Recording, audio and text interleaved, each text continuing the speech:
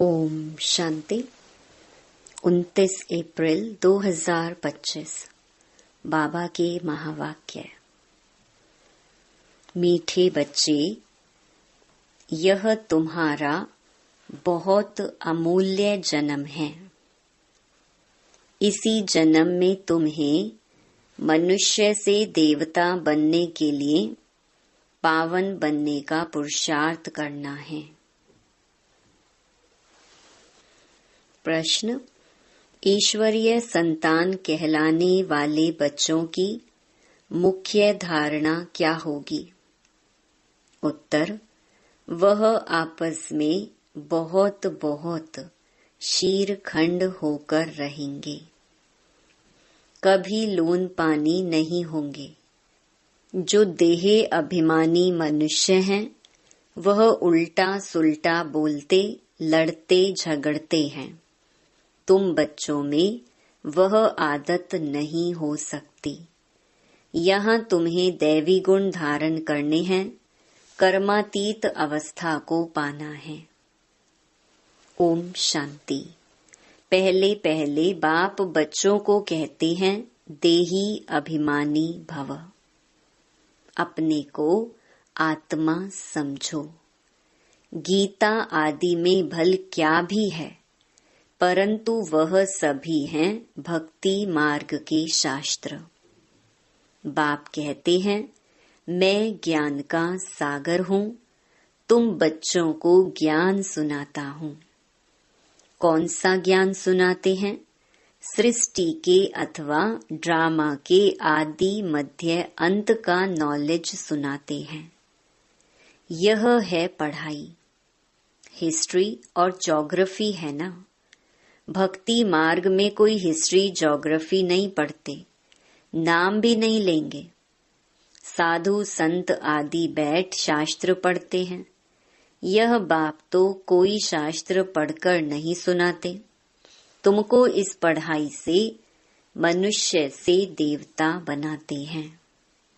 तुम आते ही हो मनुष्य से देवता बनने। है वह भी मनुष्य, यह भी मनुष्य, परंतु यह बाप को बुलाते हैं कि हे पतित पावन आओ। यह तो जानते हो देवताएं पावन हैं, बाकी तो सभी अपवित्र मनुष्य हैं। वह देवताओं को नमन करते हैं, उनको पावन, अपने को पतित समझते हैं। परंतु देवताएं पावन कैसे बने, किसने बनाया, यह कोई मनुष्य मात्र नहीं जानते। तो बाप समझाते हैं, अपने को आत्मा समझ बाप को याद करना, इसमें ही मेहनत है। देह अभिमान नहीं होना चाहिए। आत्मा अविनाशी है, संस्कार भी आत्मा में रहते हैं। आत्मा ही अच्छे व बुरे संस्कार ले जाती है। इसीलिए अब बाप कहते हैं, देही अभिमानी बनो। अपनी आत्मा को भी कोई जानते नहीं है। जब रावण राज्य शुरू होता है तो अंधियारा मार्ग शुरू होता है। देह अभिमानी बन जाते हैं। बाप बैठ समझाते हैं कि तुम बच्चे यहाँ किसके पास आए हो? इनके पास नहीं, मैंने इनमें प्रवेश किया है। इनके बहुत जन्मों के अंत का यह पतित जन्म है। बहुत जन्म कौन से, वह भी बताया।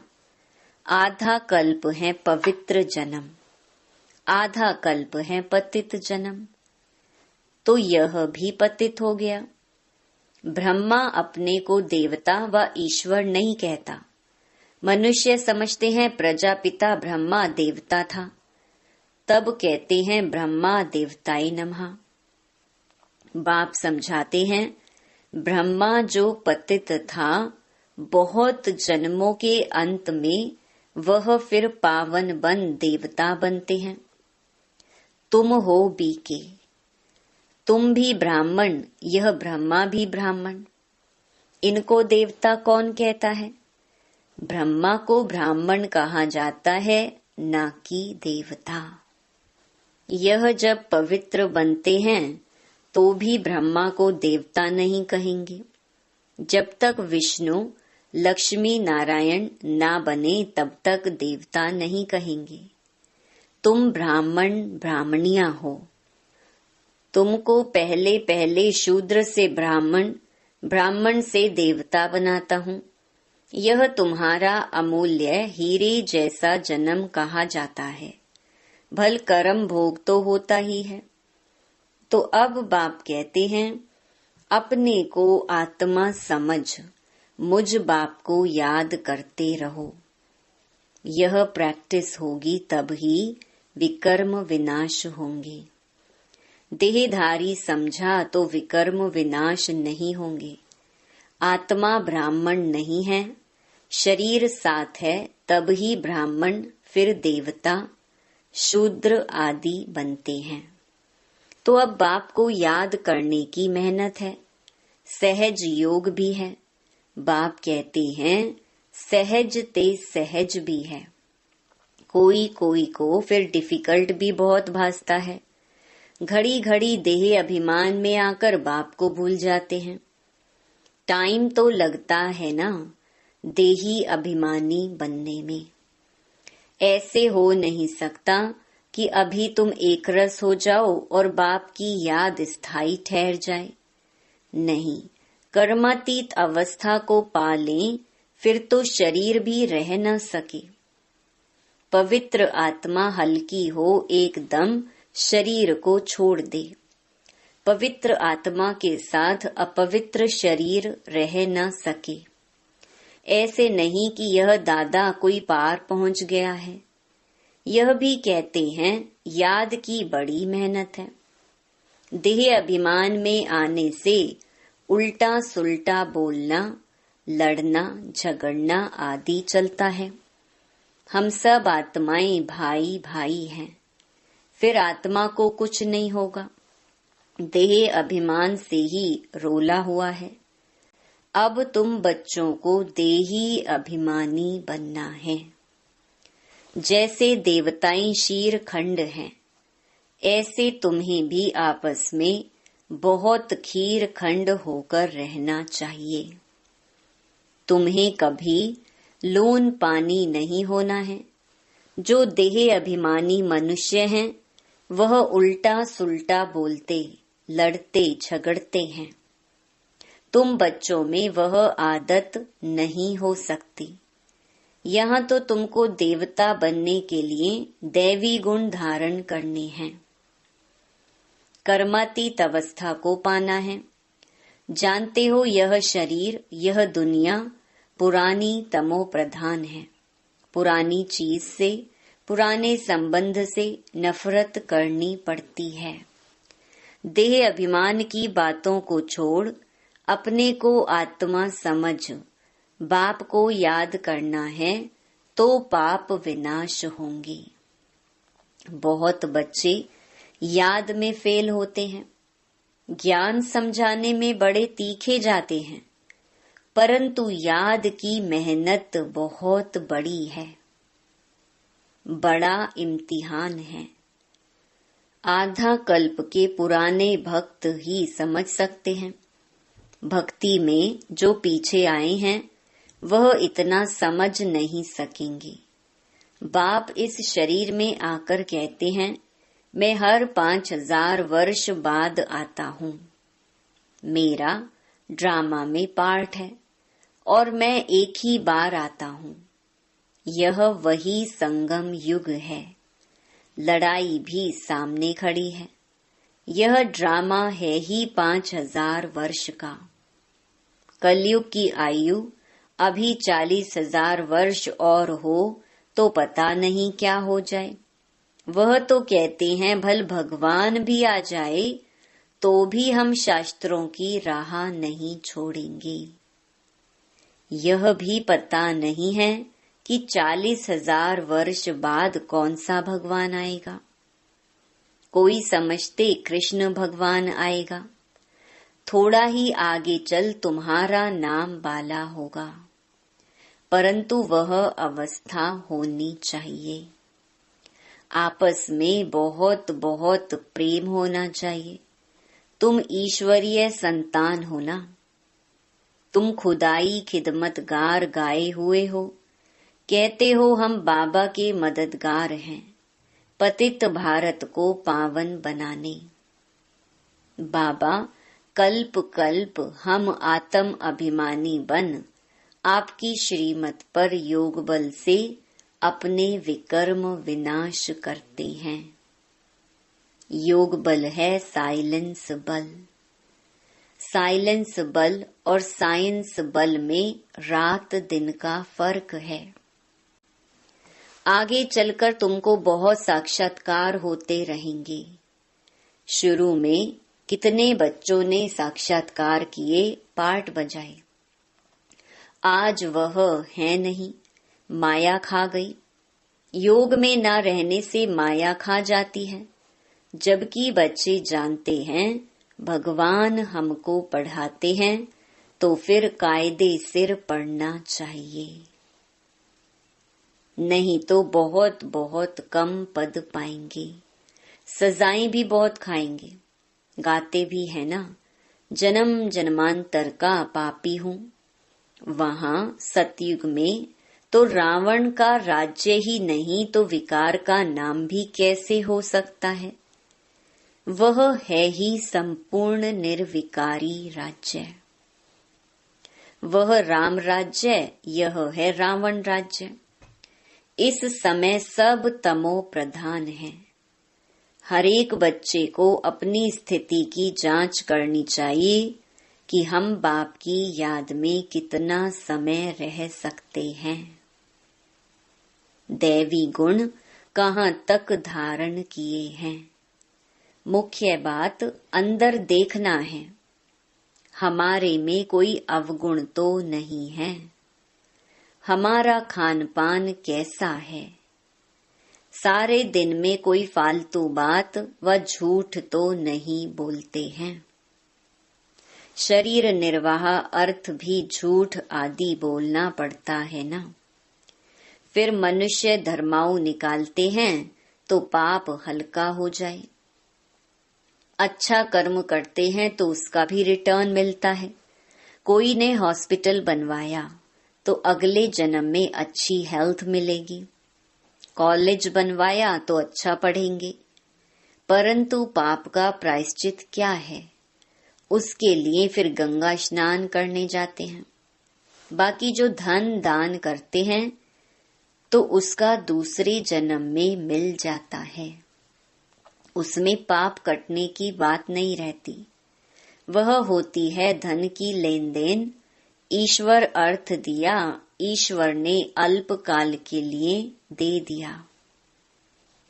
यहाँ तो तुमको पावन बनना है, सिवाय बाप की याद के और कोई उपाय नहीं।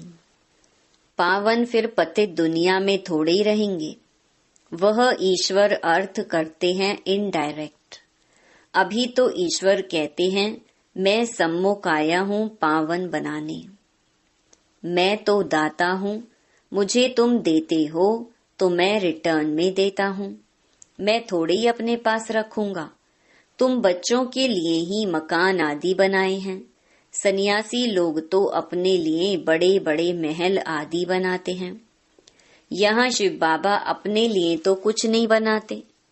कहते हैं इसका रिटर्न तुमको 21 जन्मों के लिए नई दुनिया में मिलेगा, क्योंकि तुम सम्मुख लेन देन करते हो। पैसा जो देते हो वह तुम्हारे ही काम लगता है। भक्ति मार्ग में भी दाता हूँ तो अभी भी दाता हूँ। वह है इनडायरेक्ट, यह है डायरेक्ट। बाबा तो कह देते हैं जो कुछ है उनसे जाकर सेंटर खोलो, औरों का कल्याण करो। मैं भी तो सेंटर खोलता हूँ ना। बच्चों का दिया हुआ है, बच्चों को ही मदद करता हूँ। मैं थोड़े ही अपने साथ पैसा ले आता हूँ। मैं तो आकर इनमें प्रवेश करता हूँ, इनके द्वारा कर्तव्य कराता हूँ। मुझे तो स्वर्ग में आना नहीं है, यह सब कुछ तुम्हारे लिए है।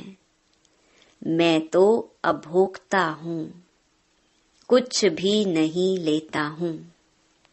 ऐसे भी नहीं कहता हूँ कि पांव पड़ो। हम तो तुम बच्चों का मोस्ट ओबीडियंट सर्वेंट हूँ, यह भी तुम जानते हो। वही मात पिता बंधु सखा सब कुछ है, सो भी निराकार है। तुम कोई गुरु को कब त्वमेव माता पिता नहीं कहेंगे। गुरु को गुरु, टीचर को टीचर कहेंगे। इनको माता पिता कहते हो। बाप कहते हैं मैं कल्प कल्प एक ही बार आता हूँ। तुम ही 12 मास बाद जयंती मनाते हो, परंतु शिव बाबा कब आया, क्या किया, यह किसको भी पता नहीं है। ब्रह्मा विष्णु शंकर के भी ऑक्यूपेशन का पता नहीं, क्योंकि ऊपर में शिव का चित्र उड़ा दिया है। नहीं तो शिव बाबा करन करावन हार है, ब्रह्मा द्वारा कराते हैं।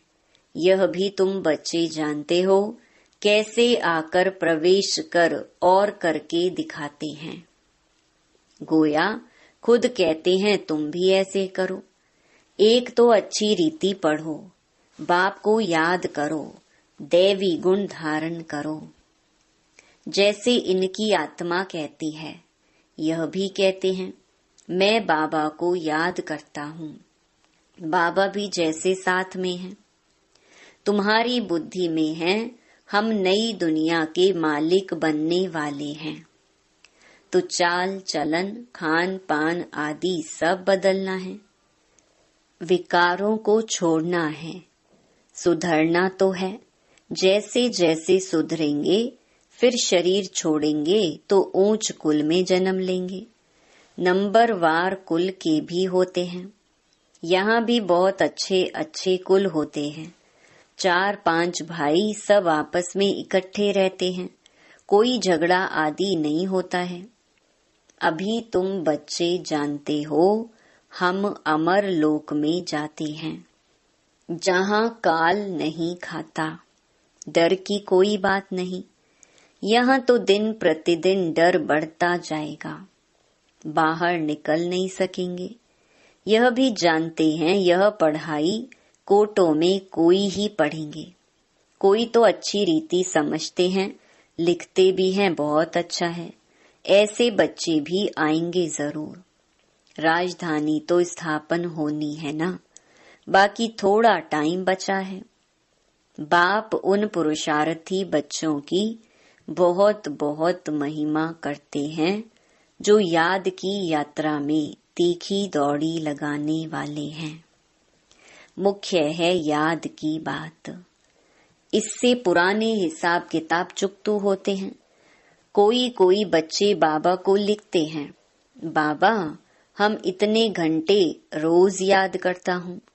तो बाबा भी समझते हैं यह बहुत पुरुषार्थी हैं। पुरुषार्थ तो करना है ना, इसीलिए बाप कहते हैं आपस में कभी भी लड़ना झगड़ना नहीं चाहिए।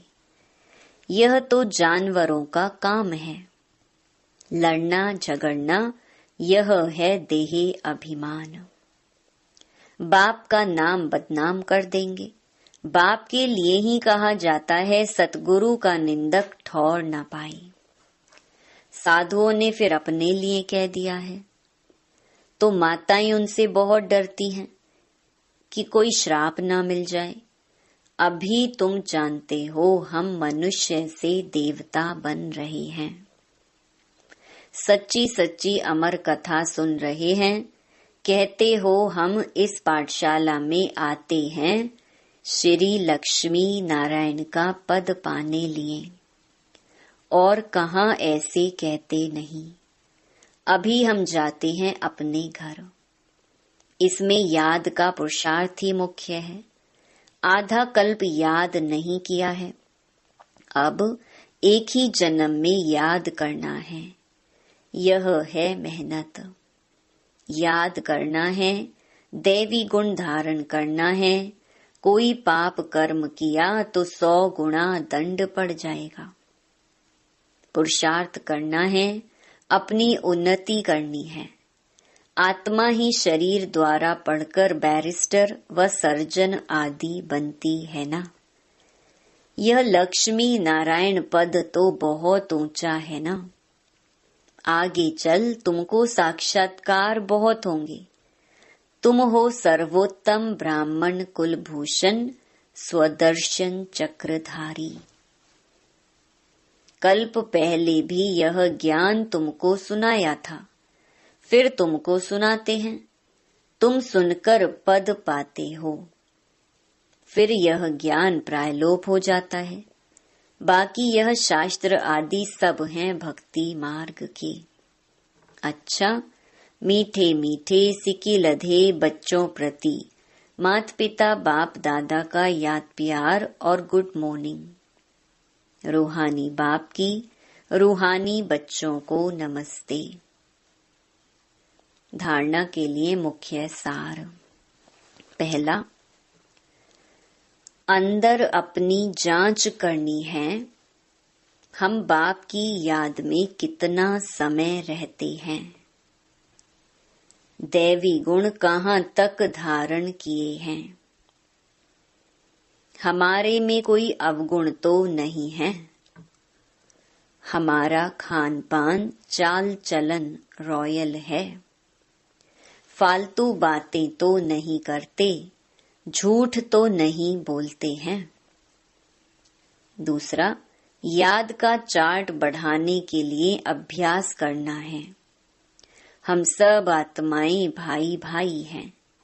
देह अभिमान से दूर रहना है। अपनी एकरस स्थिति जमानी है, इसके लिए टाइम देना है। वरदान, 5 तत्वों और 5 विकारों को अपना सेवाधारी बनाने वाले। माया जीत स्वराज्य अधिकारी भव। जैसे सतयुग में विश्व महाराजा व विश्व महारानी की राजाई ड्रेस को पीछे से दास दासियां उठाते हैं, ऐसे संगम युग पर आप बच्चे जब मायाजीत स्वराज्य अधिकारी बन टाइटल्स रूपी ड्रेस से सजे सजाए रहेंगे, तो ये 5 तत्व और 5 विकार आपकी ड्रेस को पीछे से उठाएंगे, अर्थात अधीन होकर चलेंगे। इसके लिए दृढ़ संकल्प की बेल्ट से टाइटल्स की ड्रेस को टाइट करो।